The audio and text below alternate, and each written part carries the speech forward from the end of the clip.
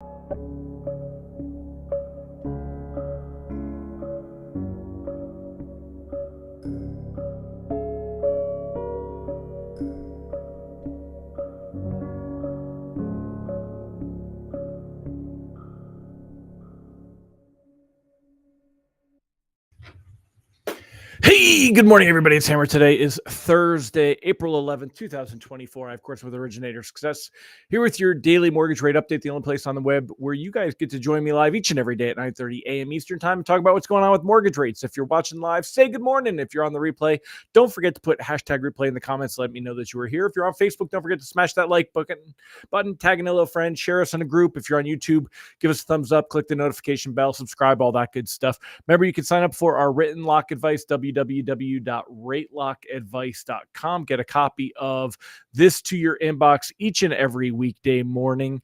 www.ratelockadvice.com. You can also sign up for our text alerts, www.ratetextalerts.com. You can also sign up and start getting loans from Google and social media. Check us out at originatorssuccess.com. We're doing live demos again. Go sign up for a live demo. Talk to Austin. Find out how we can help you in this market get some more business. This is going to become very, very important, y'all. And last but not least, if you'd like a daily text reminder, go ahead and check out hmmr.io/reminder and get that text reminder as well. So let's say hi to the live folks, and then we're going to dive in. I got a lot to cover today and not a lot of time. I want to got to be out of here in about 10, 12 minutes. So not going to stay on long today. So good morning, Mr. Ron Siegel, and happy National Pet Day to you too, my friend. Good morning, Mike Brown. Good morning, Ben Vogler. Great to see you here. Let's see, starting up Tim Klyla, Deb Dickinson. Good morning, y'all. Rob Stewart, great to see you, my friend. Crystal Nay, good morning. Megan Lindberg, Brian Phillips, Monica Dinkins, Mike Morano, Kelly Cargill, Ben Vogler. Again, Facebook user, maybe that's Tom Dedmore. James Mahan, good morning, sir. All right. That's it for that. Let's get into the good stuff here. Mark, David, good morning, sir, and Matthew Tittle. So right now, my lock advice is to go ahead and start the day cautiously floating. Let's get a little bit deeper into there. So we definitely, lock advice is to go ahead and start the day cautiously floating. Got a quote of the day for you. All change is not growth, as all movement is not forward. Here we go. So rate sheets today should be similar to yesterday's, maybe a little bit improved. Although bonds are showing some small improvement on the day, and that's actually improved since I wrote this. They're up about 15 basis points to start the day, which is a good sign. I don't know what's going on. Every time you go back to this tab now, you gotta do the refresh thing. It's a pain in the ass.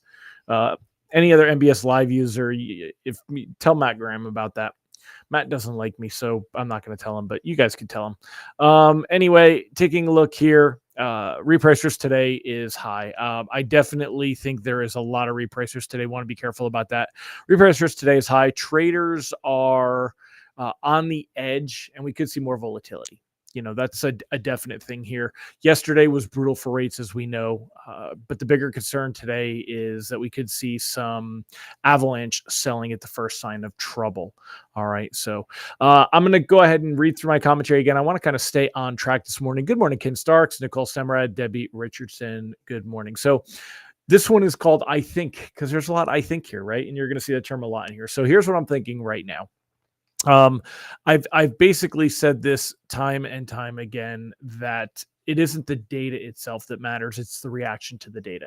Yesterday, the data was, being 0.1%, a tenth of a point, especially when we talk about how it gets rounded. And it was actually 3.36 rounded to 0.4. So, you're talking hundredths of a percent different in a government report. Right. So, and yet we had a huge meltdown yesterday. We saw an initial reaction of about minus 75 basis points. And then we saw a total move of over 100 basis points on the day as things just continue to get worse. You could blame it on the 10-year treasury auction, and that was a little bit weak. Yesterday's Fed meeting minutes, I didn't even talk about because they had no effect at all on anything. All right. But the reaction yesterday to the inflation data was ridiculously overblown. I think you guys can agree with that. Let me know in the comments if you think it was ridiculously overblown, right? In fact, I'm going to say I'm going to go so far as to call it insane. I think that the reaction, the actual way that we saw things pivot, the reaction was insane. I know that if we see inflation is sticky, but how would you not expect inflation to be sticky? Like, again, even the Fed said that they expect inflation to be sticky. But it was an insane reaction to the data that it was just really what it wasn't like huge, ridiculous. I mean, I don't get it. In fact, here was my little image for you here. Markets threw a tantrum that a toddler would be proud of. We're talking full throw yourself on the floor in the cereal aisle of the grocery store tantrum. We're talking an overreaction, like a crazy jealous ex that saw a text message on your phone from a coworker and started going nuts that you were having an affair. I mean, we're just talking insane reactions here. So what happens now? Well, today, again, going to be a critical day to see if we can recover. We've seen it before, and we're seeing it again, thank goodness. So today we are getting some recovery here after 100 basis point loss. Big move. Definitely ugly. Same thing on the 10-year treasury yield, though. It's actually improving a little bit. Take a look here. This is why I say that, we've got a little bit of a capture rate. So I'm going to come back to that. But looking here, let me zoom in on this and oops, hold on, wrong button. There you go. Okay. So looking here, 10-year treasury yield. Let's pop this over there. All right, so looking at the 10-year treasury yield here, you could see that 4.53. It's yesterday it ended at 4.54, so we've come back down after overnight being higher and then come back down a little bit. That's why it's a green candlestick on yield. That's a good sign. I mean, again, 4.5-ish, 4.55 all around here is basically a technical level. If we look at 6 months, you could see that back here we were up around 4.8. We saw other support right here around 4.65. That's what I would draw as a line in the sand for that. Looking here, look at this. I mean, look at this here. We saw that big drop yesterday, continued to get worse with selling. Now we're starting to get the ski jump. Just how good will this be? I don't know. Again, keep in mind, reprice risk on the day is high, and we could see avalanche selling at the first sign of trouble. So what happens now? Well, that's the great question. Today will be a critical day to see if we can recover. I may be being overly optimistic. It wouldn't be the first time, but I do think we can see rates hold here and improve a bit. I said on Tuesday, if you go back to my lock advice, I said on Tuesday that a bad reaction would bring rates up about 0.25%. And using Mortgage News Daily as a reference point, well, 0.28%. That's 0.25%. We went from 7.06 to 7.34. So I said if we had a negative report, it could push rates up 0.25 point. And that's what we've seen is we've seen rates jump 0.25 point. I don't think that it was really that negative a report. I think it was a overreaction by the markets, but that's what we've seen. So anyway, I've also said previously this week that I think rates will have a cap on how high they will move as long as the idea of any Fed rate hikes remain off the table. Now, let me show you what that is. When you look here, in fact, let me make this a little bit bigger so you guys can see it with my head out of the way. So the worst rates that we saw were back in October of 23, and mortgage-backed securities were at a low of 93.59 before moving up into the 94s. 93.59 was the low point.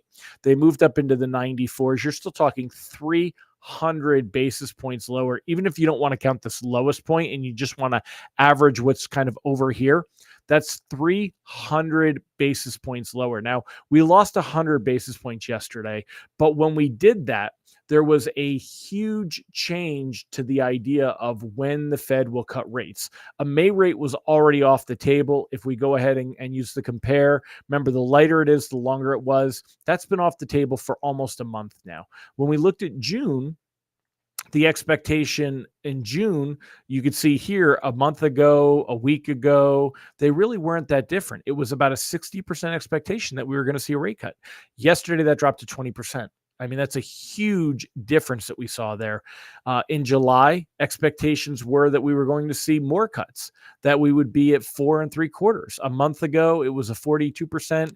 Then it was a 30%. Now it's down to less than 7%. Expectations now, 51% believe that we will not see a rate cut in July. It's barely the expectation that we'll get our first cut at about 40%. little bit more than that, but 50% here. Whereas the day before that, or the week before, it was 20%. So we've seen a huge jump there.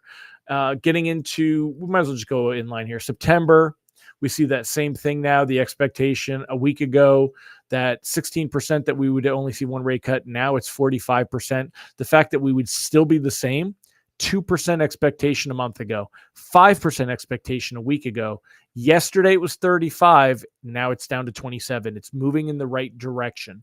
Okay. That's a good sign that we see there about seeing rate cuts. November, December, end of the year. A month ago, there was no expectation we would be here. A week ago, there was a 1%. Yesterday, it was up to 13%. Today, it's back down to less than 10%.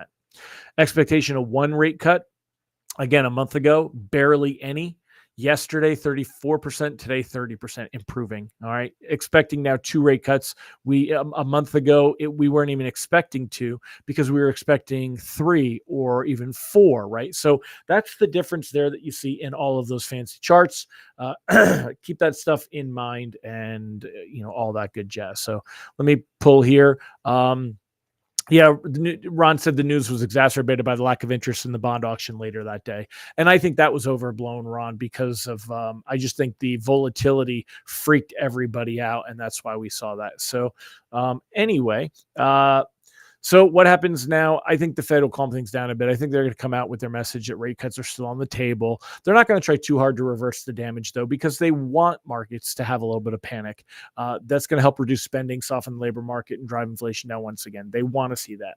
I think markets are going to ease back from this overreaction with any help that we can get from any economic or labor data. The question is, will we get any? We want to keep an eye on the PCE data. It has less of a shelter component in it. It doesn't have as strong of a factor in there, and that was one of the things that drove up the CPI. Normally, I say they're going to be pretty in line, but we'll see.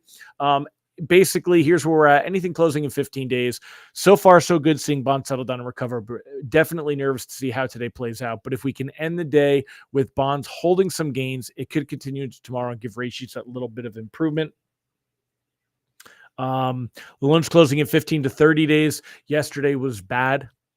Let's not be unrealistic in thinking that rates will move a lot lower from here. However, let's see the PCE inflation report comes in, and 30 plus days, we're going to see where it goes. So anyway, I'm going to wrap it up, y'all. That's it for me today. Sorry I don't have more time to go over the comments. I have to run. I have to get out of the office for a moment. But anyway, that's where we're at. I hope that helps you today. Keep your fingers crossed. And again, love to see all the interaction in the comments. Please come back tomorrow. I'll hit those. I'll comment on those later from the road. So take care, everybody. Make it